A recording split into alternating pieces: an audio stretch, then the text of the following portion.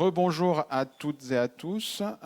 Donc, je me présente Xavier Fernandez, vice-président innovation, valorisation, Université Côte d'Azur. Et donc, je vais avoir le plaisir d'animer cette journée avec un acolyte. Donc, comme ça, on change un petit peu le mode de fonctionnement. Et là, on va intervenir en binôme, donc avec Laurent Masson, qui est le directeur de l'incubateur PACA Est. Et je pense qu'on aura l'occasion d'en rediscuter. Donc rebonjour à tous, ravi de vous retrouver pour cette belle journée qui va être riche. Je vais essayer de passer un petit peu rapidement sur la phase d'introduction pour surtout laisser la parole à nos intervenants, pouvoir échanger, avoir leurs témoignages. C'est la partie importante. Alors comme on m'a dit qu'on pouvait enlever les masques, juste pour cette intervention, on va se permettre de le faire. Ça va être plus agréable. Et donc, je vais juste vous donner un petit peu les objectifs. Qu'est-ce que ce petit échange qu'on vous propose, ces différentes personnalités qui nous ont fait le plaisir d'être présents pour témoigner avec nous et avec vous aujourd'hui. Pourquoi et qu'est-ce qu'on va avoir comme objectif? On va avoir comme premier objectif d'abord de discuter de quel est l'intérêt pour un chercheur académique de se lancer dans l'entrepreneuriat. En quoi cet entrepreneuriat deep tech, ça peut bouleverser une carrière, ça peut amener de nouveaux enjeux humains, bien évidemment, mais également des enjeux scientifiques. Et donc, pour essayer d'expliquer, de décrypter, qu'est-ce que ça peut apporter dans une carrière d'un chercheur. Donc ça, c'est le premier objectif, et on va essayer d'y répondre. Le second objectif, ça va être de voir maintenant le côté des fois de nos partenaires industriels, des acteurs industriels, en quoi collaborer avec l'université, collaborer avec des organismes de recherche, ça peut apporter dans un projet de création de start-up deep tech ou d'activités liées à la deep tech. Donc là, on aura la version, le point de vue du côté industriel. Et puis, on aura, c'est la partie un petit peu challenge de la troisième partie, qui est liée un petit peu, je dirais, au contexte réglementaire qui encadre tout ça. L'arrivée d'une nouvelle loi, donc on en aura un petit peu un décryptage, cette fameuse LPR, on verra après ce que c'est, comme ça je fais un peu de teasing, mais qu'est-ce que ça va apporter à tous nos porteurs de projets? Aujourd'hui on a beaucoup de jeunes acteurs de la recherche, des doctorants, des post-doctorants, qui posent des questions, qui imaginent peut-être se lancer dans l'entrepreneuriat, des chercheurs plus confirmés qui n'ont plus, en tout cas qui n'ont plus leurs preuves à faire et qui réfléchissent aussi à valoriser leurs activités de recherche. Et donc on verra cette LPR, qu'est-ce qu'elle amène, souplesse, pas de souplesse, les difficultés, est-ce que c'est avantageux, pas avantageux. Donc voilà l'objectif qu'on se fixe. Donc une table ronde qui est riche, on va essayer de tenir le timing pour avoir aussi bien sûr la possibilité d'écouter vos questions et de demander à nos intervenants d'y répondre. Donc maintenant, je vais donner la parole, parce que j'ai parlé déjà beaucoup trop, à Laurent pour lancer un petit peu la première animation. Alors, je n'ai pas présenté nos intervenants pour gagner du temps, puisque d'abord, on va commencer à chaque fois à les présenter, et comme ça, on gagne un peu de temps. Merci Xavier. Donc Laurent Masson, je dirige l'incubateur PACA Est, dont UCA est un des membres fondateurs. Et je vais donner la parole pour cette première illustration du choix de se lancer dans une start-up deep tech à Kostya Maximenko, qui est le porteur du projet Neurodec. Donc Kostya, peut-être si tu veux nous dire en un mot ce que c'est que Neurodec. Oui, bonjour, merci. Donc, je suis PDG de Neurodec, une société où on développe des logiciels et des algorithmes pour traiter et décoder des signaux musculaires et les traduire au mouvement d'une prothèse ou au contrôle d'un avatar virtuel ou pour d'autres applications où ces technologies peuvent être utiles. Neurodec a été créé. Donc Neurodec a commencé comme un projet de start-up au sein de l'INRIA Startup Studio en 2020. Moi, j'étais doctorant à l'INRIA en mathématiques appliquées et spécialisé sur le traitement des signaux cérébraux.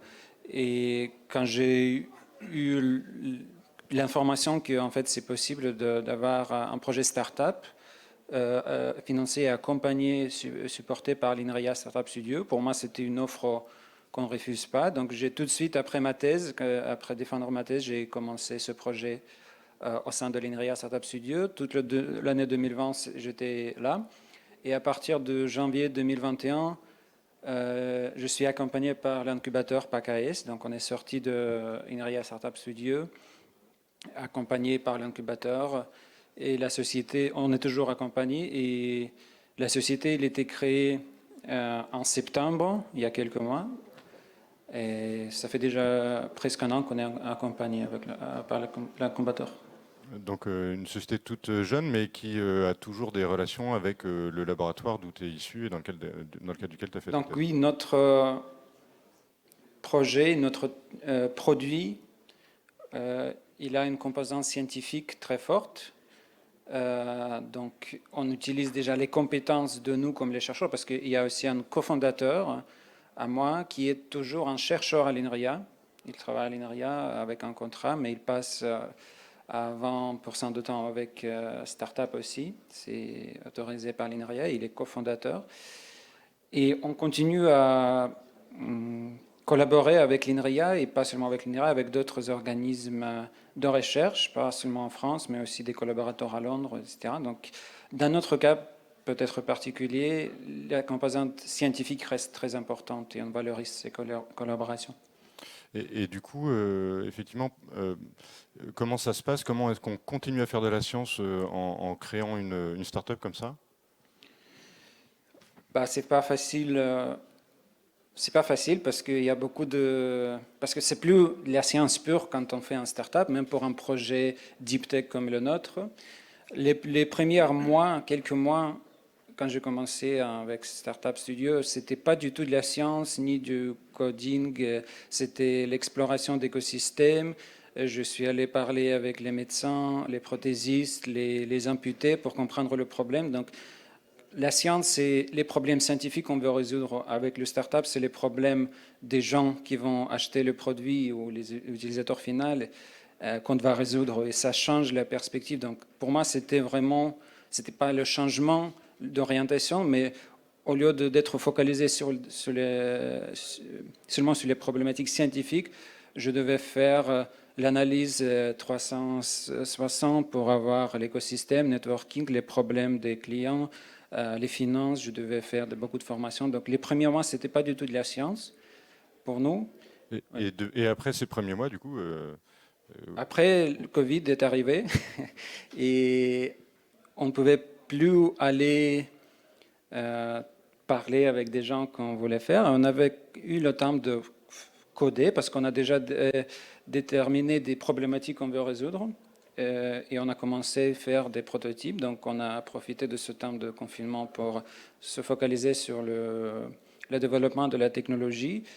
Et on a pu avoir des résultats qui étaient intéressants et innovants même au niveau académique, ce qui peut être pas toujours le cas pour les startups, même issues des institutions comme l'INRIA. en tout cas, c'est votre cas. Oui. Et du coup, qu'est-ce que ça a apporté finalement le travail en lien avec les utilisateurs finaux, etc. Et qu'est-ce que ça a pu apporter au travail scientifique? Mais ça change vraiment les objectifs de ton travail. Au lieu de résoudre les problèmes intéressants de point de vue scientifique, mais qui peuvent être inutiles, on est obligé, et c'est, je dirais positivement, obligé de résoudre des vrais problèmes. Donc ça donne le sens de l'utilité, c'est utile ce qu'on fait, parce que si on n'arrive pas à quelque chose qui plaît aux autres, qui sera utile aux autres, le business ne sera pas viable. Et ça, c'est le changement de perspective le plus important, ce que j'ai remarqué en passant de la travail académique en recherche au travail de start-up, même si ça reste deep tech. Est-ce qu'il y a aussi des ouvertures sur la variété des collaborations possibles dans le cadre d'une création de start-up, ou est-ce que ce n'est pas forcément un sujet majeur? Mais dans notre cas, on a pu augmenter notre réseau de connaissances et de collaborateurs vraiment beaucoup. Donc je dirais que même au niveau des collaborateurs scientifiques, juste parce qu'on a travaillé sur un problème où l'académie travaille aussi, on devait et on voulait contacter les meilleurs noms ou les plus connus scientifiques dans ce domaine-là, et on a pu collaborer avec eux. Donc de ce point de vue, Là, on a eu beaucoup de collaborations. Avec l'INRIA, c'est aussi très utile pour nous parce qu'il y a beaucoup d'équipes à l'INRIA qui sont spécialisées sur certaines problématiques qui deviennent importantes pour nous. Donc, si on a des questions ou des développements à faire dans la géométrie 3D, par exemple, qui ne sont pas forcément la spécialité de moi ou de mon collaborateur, on a la possibilité d'aller chercher les réponses à l'INRIA parce qu'on regarde en contact. Donc, je dirais que mon réseau des connaissances a augmenté énormément à partir du début de projet. À l'origine du projet, pourquoi faire le choix de s'orienter vers donc un projet de start-up? Tu nous disais, quand j'ai appris que c'était possible, je me suis dit, il ne faut pas louper ça. En fait, quelles étaient les motivations finalement de fond? Il y en avait plusieurs. Déjà, je pensais, c'est une idée de faire, en étant jeune chercheur, moi personnellement, je voulais faire mon projet à moi. Pour moi, c'était important. Et le start-up, c'est ton projet à toi. Ça veut dire que tu as toute la liberté pour prendre les décisions, mais tu as aussi toute la responsabilité. Et moi, j'étais prêt à le prendre parce que j'ai eu de la chance, et même pendant ma thèse, j'étais assez autonome et on m'a donné assez de liberté. Moi, j'apprécie ça et c'est ce que je cherchais. Pour moi, le start-up, c'était la liberté pure de ce point de vue, la responsabilité pure. Donc, je suis 100%, c'est 100% mon projet à moi, ce que je cherchais. Et après, je cherchais cet aspect d'être utile, d'être appliqué. Et pareil pour le start-up, c'est la définition de start-up viable, c'est être utile. Si tu n'es pas utile, personne ne va l'acheter. Et c'est une métrique pour moi très directe et claire et qui correspondait à ce que je cherchais, même dans ma vie professionnelle scientifique. Et là, maintenant, j'ai deux. J'ai le start-up avec la composante scientifique assez forte, Deep Tech, qui me plaît toujours d'un point de vue intellectuel, mais aussi j'ai accueilli les compétences, j'ai appris énormément pendant toutes ces années de ce projet-là. Et donc, je suis très, très content que j'ai fait ce choix quand on m'a donné cette possibilité. Merci beaucoup pour ce témoignage, Costia. Je vais maintenant passer la parole à Marc Antonini.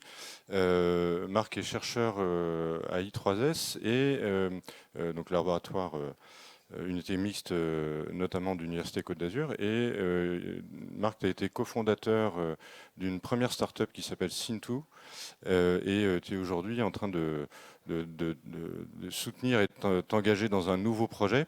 Est-ce que tu peux nous dire en quelques mots ce qu'est l'activité de Syntou et nous redonner nous dire à quoi ressemble Syntou aujourd'hui? Très bien. Bonjour, merci de m'avoir invité à cette table ronde. Syntou, c'est une start-up que j'ai cofondée en 2013, donc ça fait quelques années maintenant, donc avec deux de mes anciens doctorants. Donc c'était initialement une aventure humaine. Je pense que c'était on avait envie de se lancer dans l'entrepreneurship et essayer de valoriser nos travaux. Donc Syntou aujourd'hui, c'est une entreprise qui a fait plusieurs levées de fonds, qui a grossi. Donc on est à plus de 20 personnes aujourd'hui et elle est en train de recruter. C'est une entreprise qui a une agence aux États-Unis aujourd'hui, donc elle est sur plusieurs continents. Alors que fait Syntou? Se situe dans l'industrie du 4.0, c'est-à-dire à la convergence entre le monde virtuel, le monde réel, le numérique. Elle développe une plateforme collaborative pour la visualisation et la manipulation de données 3D, donc des données qui sont issues de scans LIDAR. Alors, le domaine d'activité, c'est la construction, ce sont la maintenance d'usines, par exemple. Donc c'est dans ce contexte en fait. Voilà. Et donc c'est une société qui a été créée à partir des travaux de recherche. Alors effectivement, initialement, on avait 4 brevets qu'on a valorisés. Et donc c'était en fait alors il y a une histoire un peu complexe, je dirais, pour Syntou au départ, parce que l'activité que l'on visait au départ est différente, on va dire, de l'activité d'aujourd'hui. Donc on a réorienté donc les marchés, que l'on ciblait. Et donc effectivement, au départ, on a cherché à valoriser 4 brevets. Aujourd'hui, ces brevets sont plus valorisés, mais la technologie a évolué énormément et peut-être qu'elle est pas complètement différente, mais assez différente en fait technologiquement de ce qui était au départ. Et du coup, cette technologie venait des travaux que tu dirigeais dans le cadre du laboratoire I3S, et donc ça t'a engagé à partir dans ce projet-là. Sous quelle forme tu t'es impliqué dans ce projet Sintou? Voilà, à l'époque, donc c'était donc le 25-2, ce qu'on appelait le 25-2, donc c'est de la consultance scientifique. Alors on a le droit, dans ce contexte-là, de pouvoir prendre des parts au capital et d'allouer un certain temps dans la start-up. Donc un maximum, à l'époque, c'est maximum de 20%. Alors je pense que Nicolas va peut-être préciser plus maintenant la nouvelle loi, ça a changé, donc c'est plus souple, je pense, pour les chercheurs aujourd'hui. Donc voilà, c'est dans ce contexte-là. Alors aujourd'hui, effectivement, mon 25-2 a terminé, donc je suis consultant scientifique maintenant, plus dans le cadre de cette consultance-là. Voilà. Et du coup, tu es resté en 25-2 combien de temps? Alors c'était 5 ans. Voilà, 5 ans. Donc au départ, je ne l'étais pas, je suivais le projet, et puis donc je me suis ensuite, mon 25-2 a terminé l'année dernière en fait. Voilà. D'accord. Et du coup, à l'époque, quelle motivation justement pour se lancer dans une création et pour y participer directement? Alors, je pense que c'était une expérience que j'avais envie de tester, hein, de voir. Moi, j'ai toujours eu beaucoup de contacts avec l'industrie, hein, beaucoup de contrats de recherche collaborative. Donc j'ai cette expérience-là et je voulais me lancer un petit peu directement dans cette aventure en essayant de faire un transfert de certains travaux que nous avions réalisés. Et on pensait effectivement que ces travaux-là avaient un intérêt à être transférés. Donc c'était au départ, je dirais, par curiosité, par aussi personnel, une envie personnelle, hein, de connaître en fait cette aventure, quoi. Oui, en fait, il y avait presque un goût de la nouveauté par rapport à une habitude, entre guillemets, de collaboration avec des partenaires industriels, d'aller plus loin et de valoriser soi-même sa propre technologie. Oui, je pense que c'est enrichissant. Et du coup, sur le plan scientifique, comment est-ce que tu caractériserais l'évolution ce que ça a provoqué comme évolution dans le cadre de Sintou, le fait d'y participer, est-ce que ça a fait évoluer la manière que tu avais à l'époque de travailler sur ces thématiques-là? Alors je dirais peut-être d'un point de vue scientifique. Je suis responsable d'une équipe, donc j'ai des doctorants, des post-doctorants qui travaillent avec moi, donc on a des lignes de recherche un peu spécifiques. Je pense que l'aventure Sintou m'a permis de savoir peut-être en amont en fait qu'est-ce qui peut être valorisé, qu'est-ce qui peut rester recherche amont. Je pense que ça m'a donné en fait cette vision là de clarifier en fait est-ce que cette recherche là peut être valorisée aujourd'hui, demain ou alors ça reste de la recherche amont et plus tard peut-être ça sera valorisé par quelqu'un d'autre. Je pense que oui, et donc ça guide pas forcément ma recherche, mais ça peut l'orienter en fonction justement des possibilités que la recherche a. Et d'où le projet Percode. Oui, j'allais poser la question. Donc, du coup, donc effectivement, après cette première expérience intéressante avec Sintou, tu es en train de faire naître un nouveau projet. Est-ce que tu peux nous en dire un mot? Je ne sais pas ce qui peut être dit. Alors, il va y avoir une intervention spécifique sur le sujet, mais tu peux peut-être... Oui, donc en 2 mots, donc Percode, c'est un projet qui a pour objectif de stocker les données numériques sur de l'ADN synthétique. Alors donc c'est une grosse tendance, hein, je dirais aujourd'hui. Alors ça peut paraître science-fiction et on pourrait dire tiens finalement ça reste de la recherche amont. Bien non, en fait, il y a des applications qui existent aujourd'hui et puis des grosses entreprises, hein, Microsoft, Western Digital, pardon, qui sont des grosses entreprises américaines qui vont dans ce sens-là. Donc bon, ça va dans le sens de l'environnement, préservation de l'environnement, du stockage pérenne. Voilà. Donc ça c'est le contexte. Pourquoi s'engager dans une aventure d'entrepreneuriat? Donc déjà j'en termine une, donc je me suis dit tiens c'est peut-être l'occasion, d'autant plus que le sujet est assez intéressant. Ça manquait un peu? Ça manque un peu, oui, à un moment donné, c'est vrai, parce que bon après on fait de la consultance scientifique, mais c'est plus pareil, on est plus dans l'entreprise réellement. On apporte un peu une contribution scientifique, mais voilà. Et donc là, voilà, ça manquait un peu effectivement, et donc je suis lancé dans une nouvelle aventure. Je pense que c'est un de mes objectifs. Alors effectivement, on se lance pas seul, hein, donc là, Melpomeni, donc, qui est dans le public et bon, avec qui on va faire une table ronde tout à l'heure, était une doctorante qui travaillait sur la problématique, qui est aujourd'hui post-doctorante, et qui était aussi motivée par cette aventure. Donc je pense que ça vaut le coup de la tenter. Voilà. Est-ce qu'il y a d'autres motivations? Finalement, ce que tu as beaucoup mis en avant, c'est le côté travailler d'une façon un peu différente, se lancer dans une approche un peu différente et en mettant en avant le fait que ça t'avait apporté des clés de lecture différentes sur les caractéristiques des recherches menées. Est-ce qu'il y a d'autres motivations dans le fait de participer à un lancement de start-up? Et puis peut-être une dernière question. Pourquoi être consultant scientifique plutôt qu'être porteur principal du projet? Comment on prend cette décision-là? Alors je pense que la décision pour moi était assez simple, hein. Donc, je suis directeur de recherche CNRS, donc j'ai une équipe de 15 personnes. J'ai des doctorants, donc je ne peux pas laisser mes doctorants comme ça. Donc je suis obligé de les suivre. Et donc m'engager, à l'époque c'était un 25-1, donc complètement dans l'entreprise pour la porter, je pense que ce n'était pas raisonnable. D'autant plus que j'ai pas non plus d'expérience de management entrepreneurial et de porter un projet pour aller le pitcher devant des investisseurs. Donc voilà, moi je suis plus scientifique, hein, donc je pense que c'est un autre métier et il y a des gens qui sont plus compétents que moi pour voilà, ces métiers-là. Donc je pense que c'était les deux raisons principales qui m'ont fait être 25-1. Alors sachant qu'à 25-2, pardon, sachant que après, on ne compte pas le temps passé quand même, hein, donc ça peut être les soirs et les week-ends. Et voilà, donc il faut savoir que l'entrepreneuriat, voilà, ça demande beaucoup, ouais, ça demande beaucoup d'efforts. D'accord. Merci beaucoup, Marc, de ces interventions. Je repasse le micro à Xavier pour la suite des interviews.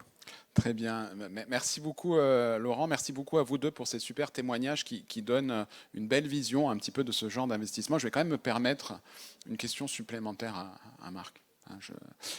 Alors, son témoignage est vraiment intéressant, hein, ce témoignage du chercheur qui fait peut-être écho à plusieurs personnes dans l'Assemblée. Il a bien expliqué, et on voit bien hein, le challenge pour lui, la dimension humaine voilà, qu'on ressent du challenge personnel.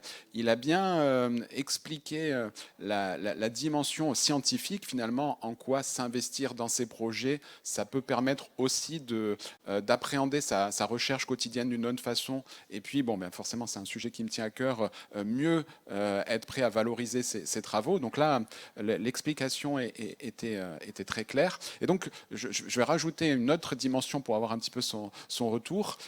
C'est finalement la vision dans sa carrière. C'est-à-dire que d'être chercheur, entrepreneur, de participer comme ça à une aventure à travers un 25-2. Qu'est-ce que ça a eu comme impact dans ta carrière? Quelle a été la vision de ton labo, de tes collègues?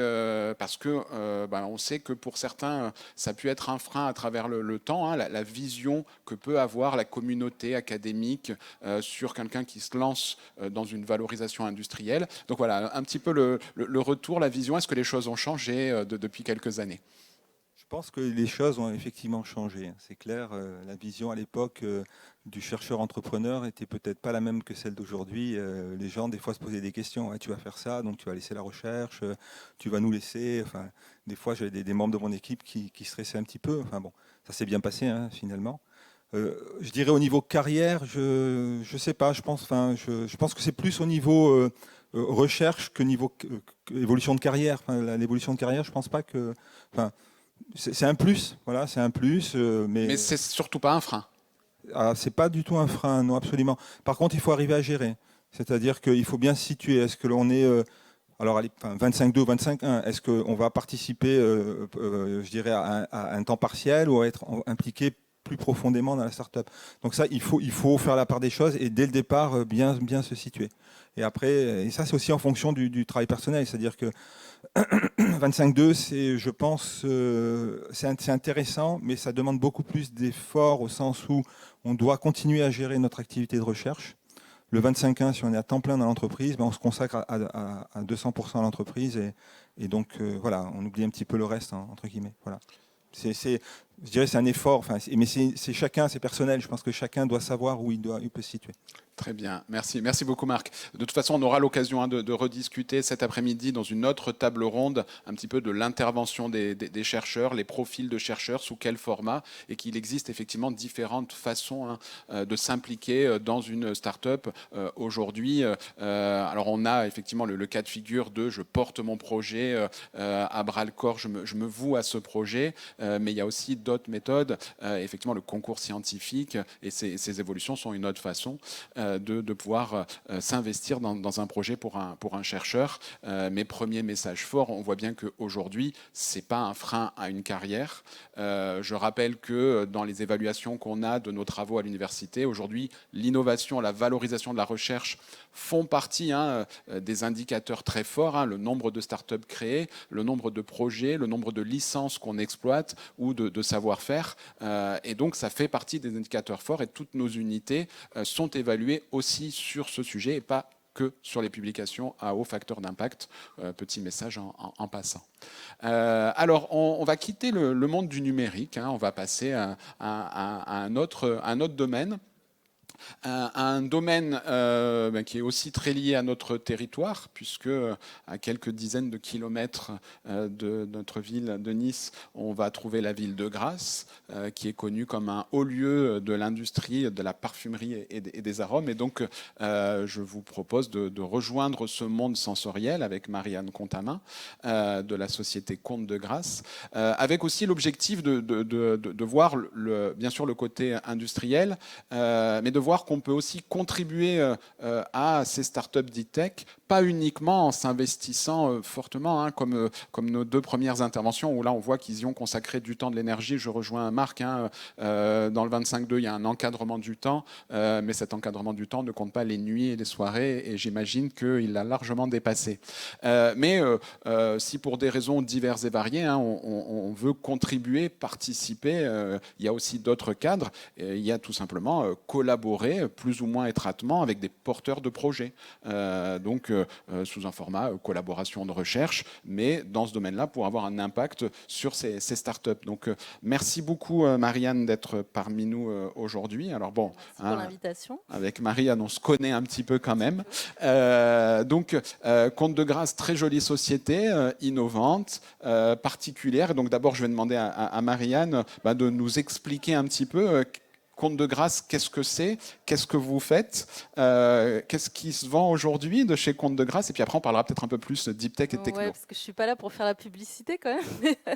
Donc, Comte de Grasse, c'est une distillerie qui s'est installée à Grasse en 2017.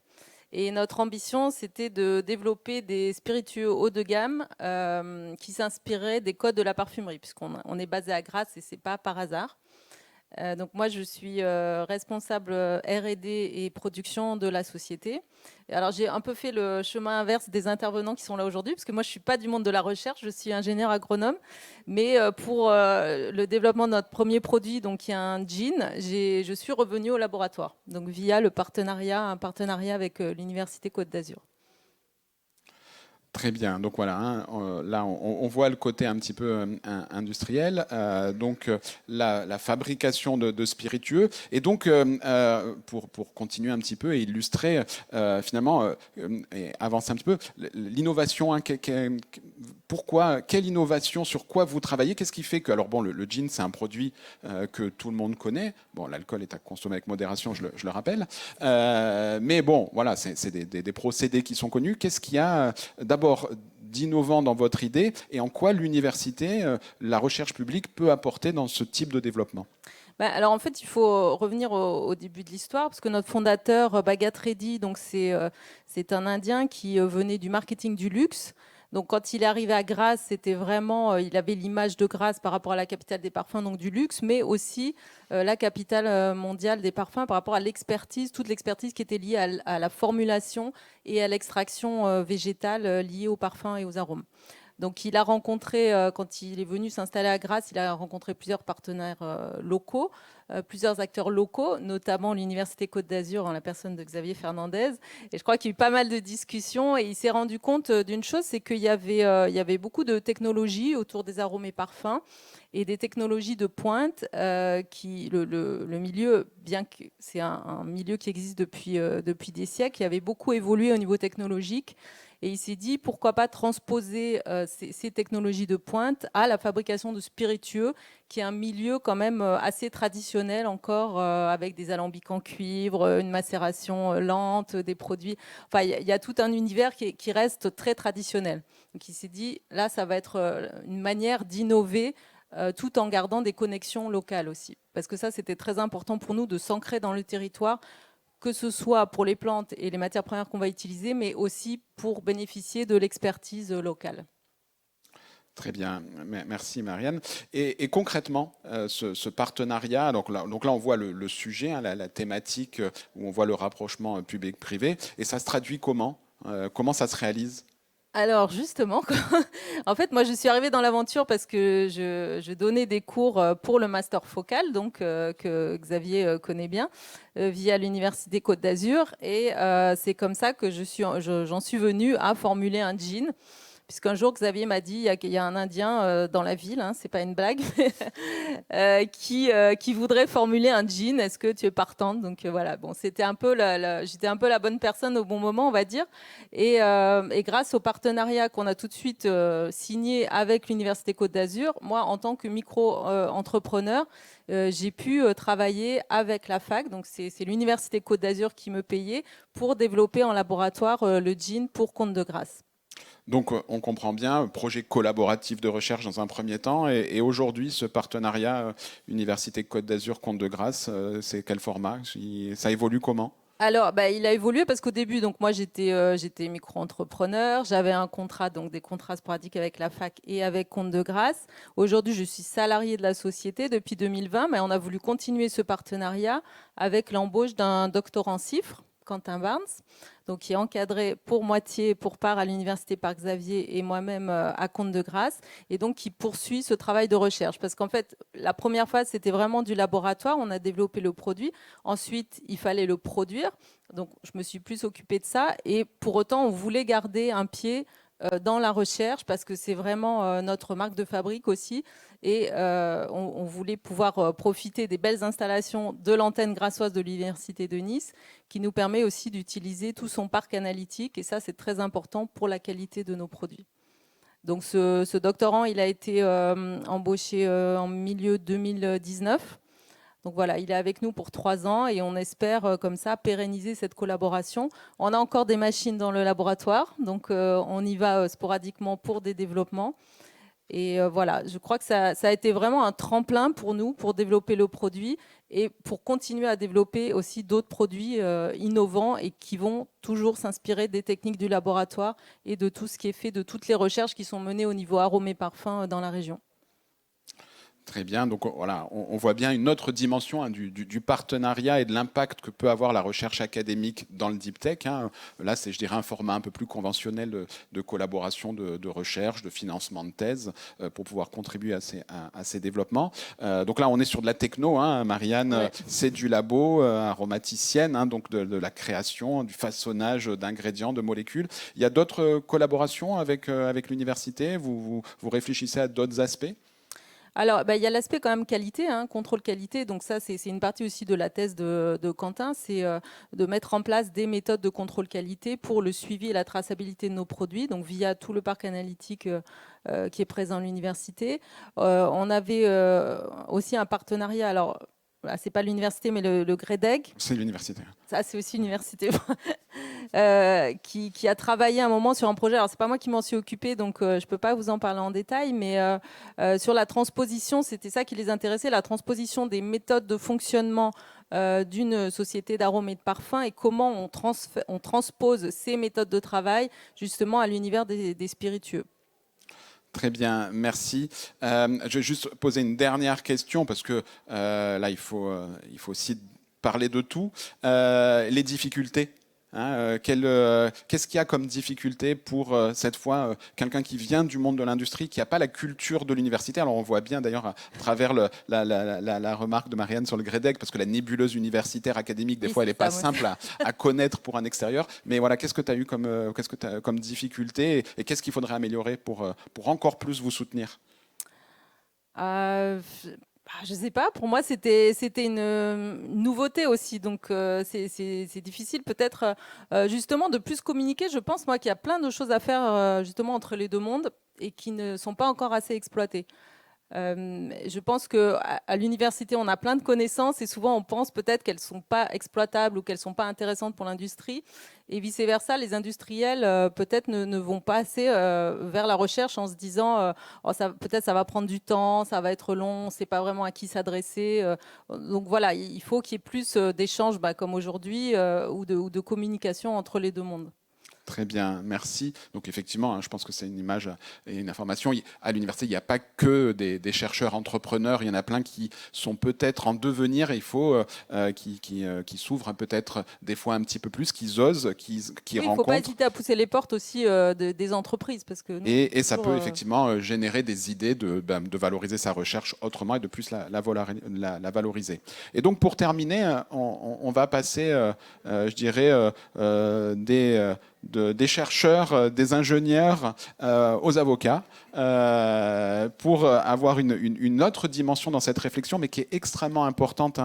Il ne faut surtout pas croire qu'aujourd'hui, on peut valoriser, on peut se lancer dans l'entrepreneuriat et que tout ça n'est pas encadré.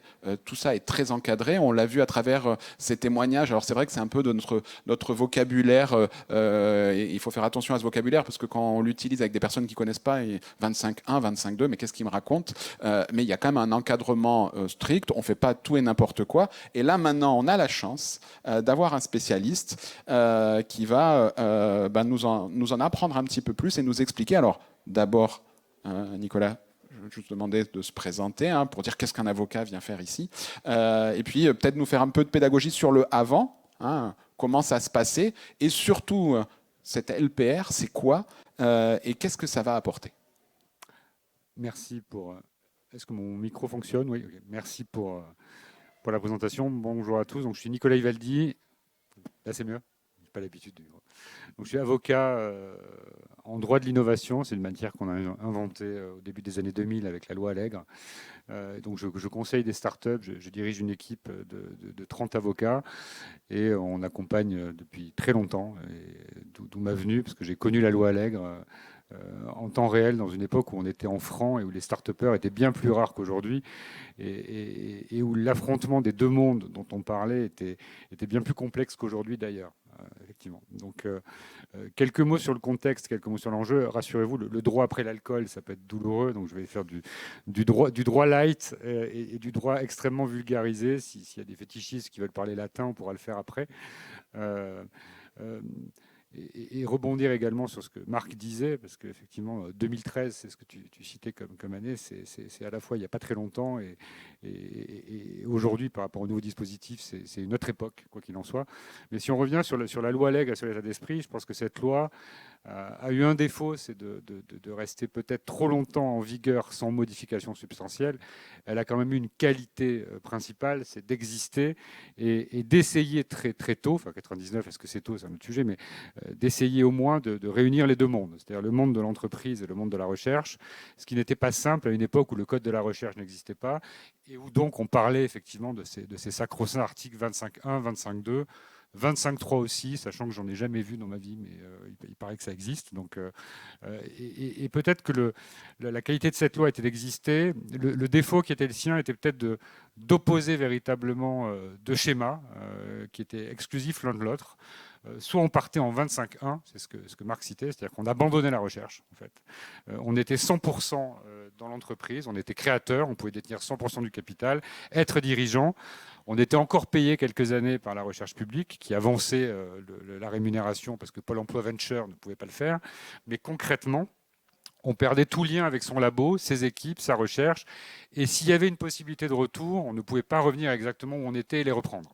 Donc je pense que ce renoncement, certains l'ont fait, effectivement, certains avec un grand succès, mais il était un petit peu difficile de l'envisager pour commencer. Et le problème qu'on avait à l'époque aussi dans l'ancien dispositif, c'est que quand on prenait ce chemin ou quand on en prenait un autre, on ne pouvait pas changer en cours de route. Donc c'était un peu compliqué. Et à côté de ça, on avait le 25.2 qui était un pied dedans, mais le plus petit, sans y être vraiment, où on avait au départ quelques pourcentages du capital potentiellement, un concours scientifique qui était limité à 25% à l'époque, et c'est même 15, et c'est passé 25 au fil des ans. Et donc on n'était pas dirigeant, on était un petit peu associé, on n'avait pas véritablement voix au chapitre. on était presque entrepreneur, je dirais, si on schématise les deux. Le nouveau dispositif qui est en vigueur et qui s'est globalement réformé en 3 coups, mais je vais simplifier, la loi Pacte et la LPR ont finalisé le mouvement, c'est qu'aujourd'hui, véritablement, on peut quasiment tout faire. Un enseignant-chercheur, qui répond à une catégorie d'enseignants-chercheurs, peut créer une entreprise, seul ou à plusieurs, peut être dirigeant, mais pas forcément à temps plein. Qui peut garder une fonction dans la recherche, sous réserve qu'elle soit compatible avec le service de son laboratoire. Donc ça, je ne maîtrise pas cet aspect-là, mais en tout cas, ça renvoie à une discussion de les yeux dans les yeux avec sa tutelle, ce qui est peut-être le plus sain ou le moins malsain possible de tous les dispositifs. Et en tout état de cause, ça opère un véritable changement. C'est-à-dire qu'on peut devenir dirigeant d'une entreprise, rester chercheur, ce qui était impensable auparavant. Impensable pour plein de raisons. Juridiquement, ça n'était pas possible. Et je pense aussi que dans la vision des deux mondes dont vous parliez, c'était pas souhaitable. C'est-à-dire qu'en tout cas, les deux mondes se regardaient en chien de faïence et c'était délicat de dire tu peux être dans les deux, c'est soit l'un soit l'autre. Et dans ma pratique quotidienne d'avocat, donc quand on est avocat, on observe des choses sans forcément les comprendre, hein, c'est l'avantage du parasitisme. Concrètement, on observait ce sujet-là et on se disait c'est dommage parce qu'il y a beaucoup de choses à faire et il faudrait de la souplesse. En réalité, comme le laissaient entendre les interlocuteurs précédents juste avant, on avait un schéma juridique qui était rigide. Soit on était un peu dedans avec le 25.2, soit on était totalement dedans avec le 25.1. Et donc la pratique, gratter un petit peu dans les lignes pour essayer de modifier un peu les sujets tout en respectant la loi. Parce que c'est quand même une obligation pour que le projet fonctionne. Aujourd'hui, on a vraiment changé les choses. Le 25.1 permet énormément de souplesse. Une des grosses avancées et que à l'époque de Marc, excuse-moi, je parle comme ça, mais tu ne pouvais participer à un projet que dès lors qu'il valorisait tes propres travaux de recherche. La loi LPR a modifié ce point-là. N'importe quel enseignant-chercheur peut créer une entreprise, participer à une entreprise en concours scientifique et détenir du capital, dès lors que cette entreprise valorise des travaux issus de la recherche, pas forcément les siens. Je n'ai pas vu de cas de figure encore précisément, mais je pense que cette possibilité, qui ne paraît pas naturelle, va largement ouvrir les chakras des moyens. Et on va observer des figures juridiques qu'on n'observait pas auparavant parce qu'elles étaient totalement impossibles. Le 25.2 a également évolué. Tu parlais tout à l'heure, Marc, du concours scientifique limité à 25%. Et tu as indiqué aussi que 25% d'une semaine complète, 24 heures sur 24, avec les soirées week-ends, ça faisait parfois beaucoup plus que 25% d'un service d'enseignant-chercheur. Aujourd'hui, on est passé à 50, ce qui augmente largement le volume de temps. Il n'y a plus de plafond en capital. Enfin, tout va se discuter avec sa tutelle. Je me rappelle d'une période qu'on a partagée avec Laurent quand on avait des dossiers qui étaient bloqués. On dépendait à l'époque de la Commission nationale de déontologie de la fonction publique qui se réunissait tous les mois sauf l'été. Donc on avait des projets parce qu'il fallait l'accord de la commission avant de créer la société. On avait une société qui n'était pas créée, des co-contractants qui voulaient signer des contrats et on attendait, comme des idiots dirais-je, la décision d'une commission qui se réunissait parfois. Aujourd'hui, c'est directement avec la tutelle, donc c'est beaucoup plus fluide. Donc en fait, si on résume véritablement le sujet, pour le 25.2 également, ce ne sont pas que les travaux des chercheurs qui doivent être valorisés, mais tous les autres travaux. On a un dispositif qui, à mon avis, couvre toutes les hypothèses et qui en couvre même plus que celles qu'on va voir à très court terme ou moyen terme, parce que je pense que nos esprits ne sont pas encore prêts à les mettre en œuvre et à les mettre en place. Merci beaucoup pour ce super résumé très clair. Pas trop juridique, j'espère. Non, impeccable, je pense vraiment très accessible, qui montre que les champs des possibles augmentent et en particulier, finalement, la valorisation de savoir-faire. C'est-à-dire qu'au cours de son activité de chercheur, on maîtrise des savoir-faire qui ne sont pas vraiment dans sa thématique, mais on identifie que ce savoir-faire, il peut être valorisé dans un autre domaine, peut-être avec des retombées plus rapides, et qu'on peut se lancer maintenant grâce à la LPR et ces nouvelles évolutions dans l'entrepreneuriat. Alors, je veux quand même revenir un petit peu sur un mot, hein, c'est pas un gros mot, il est important à la déontologie. Je vais quand même poser la dernière question autour de ce mot-là, parce que voilà, il y a un cadre hein, quand même. Hein. Aujourd'hui, les tutelles, moi je représente la direction de la recherche, de la valorisation et de l'innovation de l'Université Côte d'Azur, et puis bien sûr les autres organismes de recherche ont leur tutelle, encadrent tout ça, on se lance pas, on prévient sa tutelle, parce que très souvent c'est un actif brevet, un savoir-faire qu'on valorise. Nous, bien évidemment, je dirais, on est à fond pour valoriser, hein, donc on soutient ces projets, mais dans un cadre. Et c'est évident que le 25.1, intellectuellement est simple parce que voilà, on sort, on passe sur une autre aventure, on change d'équipe, on peut revenir dans notre ancienne équipe, c'est le point positif. Mais le 25.2 est un petit peu différent parce qu'on joue dans les deux.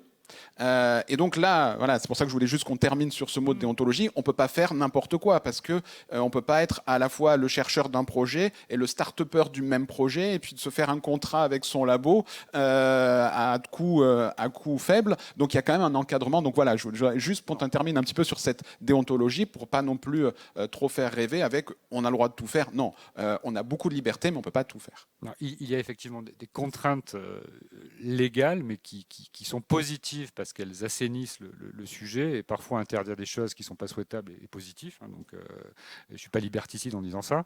Effectivement, l'enseignant-chercheur qui va participer en concours scientifique et détenir potentiellement du capital ne va pas être celui qui va négocier le contrat de transfert entre son propre labo et la société existante ou la future société. Il pourra avoir un rôle de conseil auprès des différentes parties, parce qu'il ne faut pas exagérer, surtout si c'est sa techno, on a peut-être des questions à lui poser, mais en réalité, ce n'est pas lui qui va signer un contrat avec lui-même. Donc ça, c'est un véritable sujet. Et si aujourd'hui la commission de déontologie a été remplacée par les tutelles, on va dire que c'est la charge de la déontologie qui est donnée à l'employeur au sens public du terme, ce qui est peut-être plus simple parce qu'il a l'avantage de connaître le sujet, les personnes, le dossier, les placards, les cadavres dans les placards, etc. etc. Donc c'est peut-être plus simple et plus habile de fonctionner comme ça. Très bien, merci beaucoup, c'était très clair. Merci à vous tous.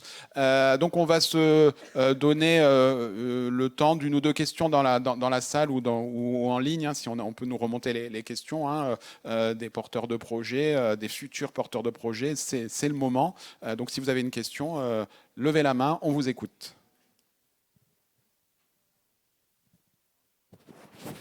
Ne soyez pas timide, hein. Ah, il faut toujours qu'il y ait quelqu'un pour lancer un petit peu le... Bonjour, je vais faire un peu de pub pour mon employeur avant de poser ma question. Alors moi, je travaille pour une start-up deep tech grenobloise qui s'appelle Hexagon, qui a tellement bien marché qu'on s'est fait racheter par un grand groupe qui s'appelle ST Microelectronics cette année. Donc voilà. Et ma question, c'est... en fait, cette start-up, elle est issue du commissariat à l'énergie atomique. Et d'où ma question, qu'est-ce que vous mettez dans enseignant-chercheur? Parce que j'ai l'impression que ces contraintes-là ne s'appliquent pas vraiment aux chercheurs du CEA ou que c'est plus facile là-bas. Alors, on va peut-être faire une réponse en deux temps. La première côté académique et la deuxième côté juridique. Il est évident, alors on en parle souvent, hein, qu'aujourd'hui la richesse de la recherche académique, elle est variable et les organismes n'ont pas le même historique sur cette dimension valorisation. C'est pour ça qu'on est ravis aujourd'hui de cette journée, parce que pour les universités, je dirais la rupture a été plus forte des ONR comme le CEA, comme l'INRIA. Ils ont dans leur ADN cette dimension, il y en a d'autres, hein, mais cette dimension innovation, création de start-up, donc ça fait partie de leur ADN de chercheurs. Donc effectivement, ils partent de plus près et donc ils ont cette habitude. Pour certaines disciplines, pour certains chercheurs, bon, on pourra en discuter. Là, Marc est un très bon témoin, quoique c'est encore dans une discipline qui a cette habitude, mais c'est moins inné. Mais n'empêche que les lois et les règles, c'est les mêmes pour tout le monde. Par contre, c'est juste sur l'accompagnement où ça a progressé, parce que du côté universitaire, hein, vraiment enseignant-chercheur, là, ça a beaucoup progressé. C'était pas... Bon, attention, après, le métier d'enseignant-chercheur, c'est déjà... Il y a du boulot, quoi, hein, parce que en plus du métier de chercheur... C'est déjà deux métiers, en fait. Voilà, effectivement, c'est déjà deux métiers, puis de plus en plus, il y a même d'autres responsabilités qui gravitent autour. Donc, pendant longtemps, les enseignants-chercheurs se sont concentrés sur leur métier d'enseignant et de chercheur, et le côté valo a été, dans certains cas, plus récent. Donc voilà, moi, ma vision d'enseignants-chercheurs, c'est que on n'a pas tous le même démarrage, et donc le CEA a été créé pour faire ça. Le nombre de startups issues du CEA ou de l'INRIA, je prends ces deux modèles, il doit y en avoir d'autres, est plus important, où il y a un historique qui est plus important, parce que c'est plus dans l'ADN, en fin de compte, c'est mon point de vue. Mais par contre, la loi est la même pour tout le monde, j'espère, monsieur l'avocat. Maître. En toute logique, la loi française s'applique à Grenoble. En tout cas, à ma connaissance. Peut-être que c'est un micro-lieu particulier, mais je ne pense pas. La société que vous citez, alors on ne va pas faire un cas pratique en temps réel, parce que je ne la connais pas, elle a été créée en quelle année ? 2010, peut-être un peu plus tard, mais...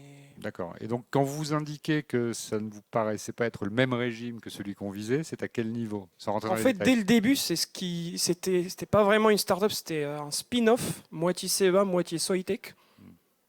Et ça a démarré comme ça, en fait. Donc le CEA avait du capital dès le départ. Tout à fait.